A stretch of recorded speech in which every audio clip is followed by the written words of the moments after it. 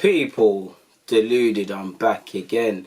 I'm about to go and work out in my garden, to be fair. It's a nice day. Feel like, doing some push-ups and some circuit drills. But, I like to make YouTube vids and I like to speak with you guys. Now, last night or over the past weekend, over the past couple of days, better yet, football has returned. And you know me, I love youth football. I like to see the trajectory. So, Jude Bellingham, he played 45 minutes in their victory. I believe, did they win 5-0? Yeah, they won 5-0 in the DFB Pokal Cup.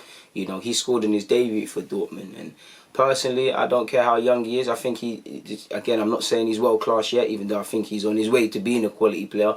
He's got some of the best movement in world's football. Like, he's one of the best players in the world off the ball. I cannot even lie. The movement is cerebral. It weren't the most glorious of finishes, but it was nice to see that history. He scored on his debut.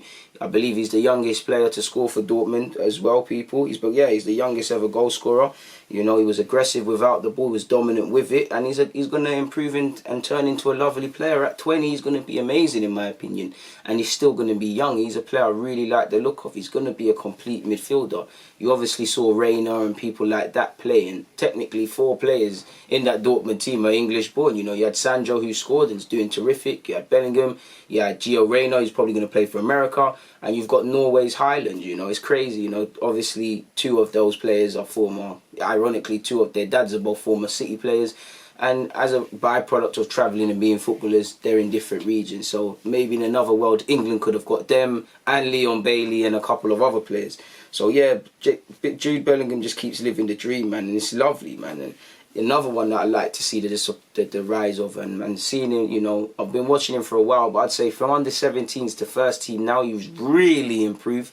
Jadon Sancho, he's only 20. Look at the numbers. He's got 100 games for Dortmund under his belt, 40 assists, 35 goals. I think that in itself, if nobody knew already, backed up the move. Because remember when people were saying he shouldn't have left City? You've got Pep Guardiola and a world-class coach. Anyone would want to be in that position. Maybe he can't be patient and wait his time. No. Shout out to the only thing that's true there is Pep's a world-class coach. He ain't got time to wait, because Pep's not exactly wheeling out opportunities to young players. The one that's been on the cusp, Phil Foden, had to be patient. Eric Garcia's been getting a look in, and he probably wants to leave now as well. 35 goals, 40 assists in 100 games is a phenomenal output from him, man. So big up them 2 lads. Now, in a few years, people will say, oh, how did Arsenal let Yunus Musah go? We didn't. Arsenal did everything they could to let him stay. He was part of the under-18s team that won the trophy. What's it called? The Premier League trophy in respective of that division a couple of years ago. As a schoolboy, him and Miguel Aziz were playing. He's been playing all the years for Arsenal. He's been offered a scholar. He rejected it. Clearly, his agent or whatever, they saw something in Valencia. And he's become the youngest ever English player to start for Valencia. He started over the weekend and he had some good touches. He's been training with the first team for a while and actually playing up. Valencia have a couple of good players. They got some guy called, is it Condradi? Some French lad with a bit of an afro. Decent player. Musah can be whatever he wants. He's got the lovely technical ability. You can see him play for England. He can drive with a ball. He can hit a set piece. He can link up well. He's got good physique. Just needs to improve a bit off the ball, because at times I remember in particular, he played a youth league game last season against Chelsea where he was playing up a bit. He did look out of his depth, but I believe since he's been training more with the first team in and around the reserve team of Valencia, he's looked better. He's looked more calculated. He's going to have a fantastic career, and he is one of them if he keeps developing. It's the inevitable Arsenal, how did he let him go and things like that.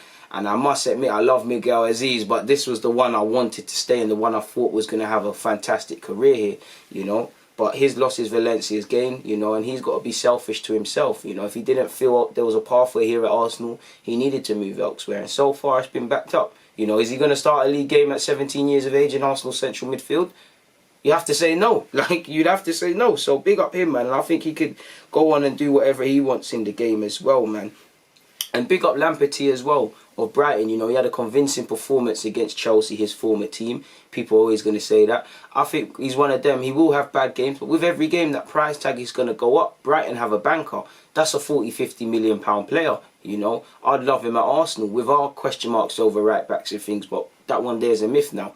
You know, Brighton will have to sell him in a couple of years. For him, you know, he's got to keep his feet on the ground. It took him a while to start getting game time at Brighton, but now he's receiving it and getting it. It's just about getting more and more, you know, experience, getting your feet down on the ground, you know, asserting yourself in the Premier League, increasing your stature.